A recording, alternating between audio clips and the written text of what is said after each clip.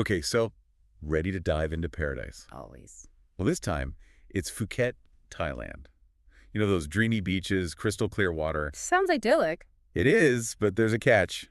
The real estate market is going crazy right now, and honestly, not everyone's convinced it's going to last. So we're doing a deep dive today. Love a good deep dive. Me too.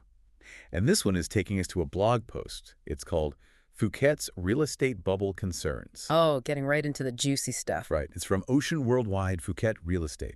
They Okay. seem to know what's going on over there. Yeah, real estate in Phuket, it's definitely hot right now.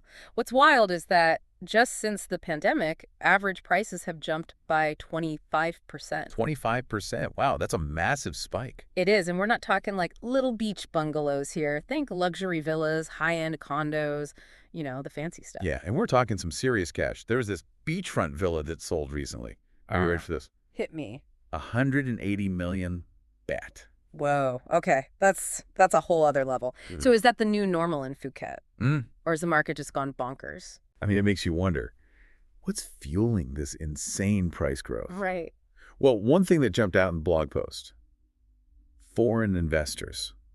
They're playing a huge role. Yeah, you can't deny that. Yeah. Especially buyers from Russia and China. They've been pouring money into Phuket, and Thailand has made it pretty attractive for them, visa-wise. So it's like parking your money in paradise, literally. Exactly. But that makes me think, isn't it kind of risky to have a market so dependent on foreign money? That's the big question, right? What happens if that money dries up? And there's this other thing.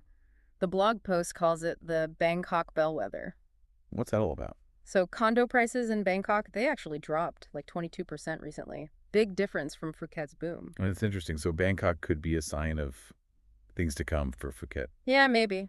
They're not the same market, of course, but they're both part of the Thai economy. So this downturn in Bangkok, it might be a sign that things are cooling down. Could eventually reach Phuket, too.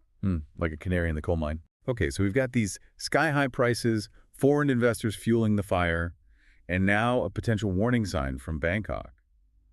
Anything else we need to worry about? Oh, yeah. The blog post also talks about household debt in Thailand. And this is where things get really fascinating. Okay, I'm intrigued. Lay it on me. So right now, Thailand's household debt is at 88% of its GDP. That's huge. Yeah. GDP, by the way, that's like the total value of everything produced in a country. So basically, Thai people are carrying a lot of debt. Yeah, a lot. And think about it. If everyone's already loaded with debt, can they really afford these crazy rising property prices? Good point. So does that mean locals are getting priced out? Could be. Might end up with a situation where only the wealthy, mostly foreigners, can afford to buy a property. And that doesn't sound very stable long term. Nope. We've seen this in other places. It can cause all sorts of problems. So we've got potential for a bubble, foreign investors driving things up, warning signs from Bangkok, and now this whole debt problem. This is getting pretty complex.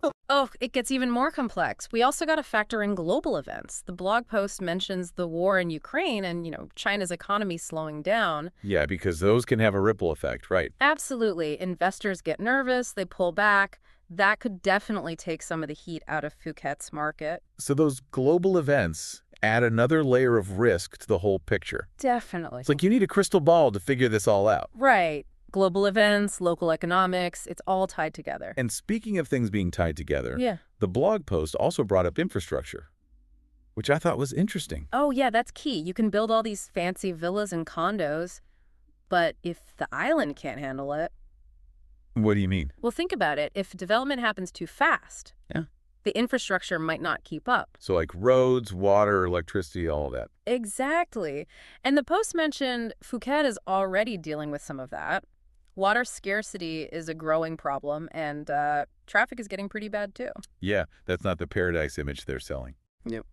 And those kinds of problems, they can really impact quality of life, which then makes investors think twice. So it's not just about building, it's about making sure the island can actually support what's being built. Right. And then you throw in currency fluctuations and it gets even more complicated. Oh yeah, the blog post mentioned that. Something about the baht weakening against the dollar. How does that affect things? So a lot of developers, they borrowed money in US dollars to finance their projects. But when the baht gets weaker, they have to pay back those loans with more baht. So it costs them more. Exactly. And that puts financial pressure on developers, which means they might raise prices for buyers or Gotcha. delay projects, or in some cases, even cancel them altogether. Okay, so we've got potential for inflated prices. We've got foreign investors who might pull back. We've got this debt problem, infrastructure issues, and a weakening currency. That's a lot to consider. It really is. It's starting to feel like a risky investment. But didn't the blog post mention some positive stuff too? It did. There are some bright spots. For one, tourism is recovering really well after the pandemic. Oh, that's good. More tourists means more people wanting places to stay. Right. Which is good news for the property market. And the Thai government, they're actually planning some big infrastructure upgrades to try and tackle those problems we were talking about. So they are trying to plan for the future. Yeah, they're investing in better transportation, water management, energy systems. Sounds promising. Yeah. But are those positive factors enough to outweigh all the risks? I mean, is Phuket really a good investment or not? That's the question, isn't it? It's tough to say for sure. The blog post actually quoted a real estate consultant, Natalia Pashkova, and she thinks Phuket's market fundamentals are still strong. So she's not worried about a bubble. It doesn't seem like it. She thinks the market is just kind of adjusting, not crashing. And she pointed to the rising tourism revenue and the fact that there's strong long-term demand. So she's optimistic. Hmm. But I bet not everyone agrees with her. Oh, definitely not. I mean, real estate markets are complex. There are always going to be different opinions, different ways of looking at the data. So no easy answers. Right. I think the takeaway here is Phuket's market, it's at a crossroads. There's huge potential, but there are also real risks.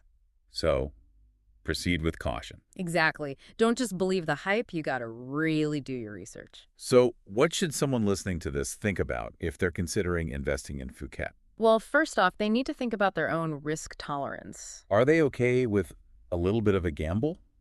Or do they want something more, safe and predictable? Yeah, exactly. Someone who's comfortable with risk might see all this volatility and think, hey, this is a chance to get a good deal. Maybe prices will go even higher and they'll make a big profit. They're betting on Phuket's future. Right. But someone who's more cautious, they might want to wait and see what happens. Makes sense. So what advice would you give to someone who's listening, trying to decide if Phuket is right for them? Do your homework. Seriously, don't just look at the pretty pictures in the brochures. Dig deeper. Yeah, dig deeper. Research the developers, the location of the property. Make sure everything's legit. Exactly. And look into the legal stuff, too. How does real estate work in Thailand? What are the rules? And, of course, think about all the risks we've talked about. The bubble potential, the infrastructure issues, all of it. Don't just jump in blindly. Right. And another thing, don't put all your eggs in one basket. Diversify. Spread the risk. Exactly. Invest in different types of assets, different locations. That way, if one thing goes south, you're not losing everything. Solid advice. So as we wrap up this deep dive, what's the one big takeaway you want our listeners to remember about Phuket? Phuket has amazing potential. It's beautiful. It's attracting investors. Tourism is booming. Paradise. Right.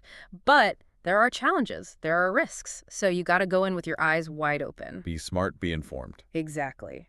Phuket's not a guaranteed get-rich-quick scheme, but if you do your research, if you're careful, it could be a really good investment. Well said. Hey, maybe someday we'll be sipping cocktails on our own Phuket beachfront property. One can dream. But for now, we'll keep deep diving and helping everyone make smart investment choices. Sounds good to me. And speaking of deep dives, next time we're exploring something completely different. Edible insects. Oh, wow. Okay. I've heard crickets are supposed to be really good for you, high in protein. Well, I'll make sure to bring snacks for that episode. Until then, keep those brains buzzing.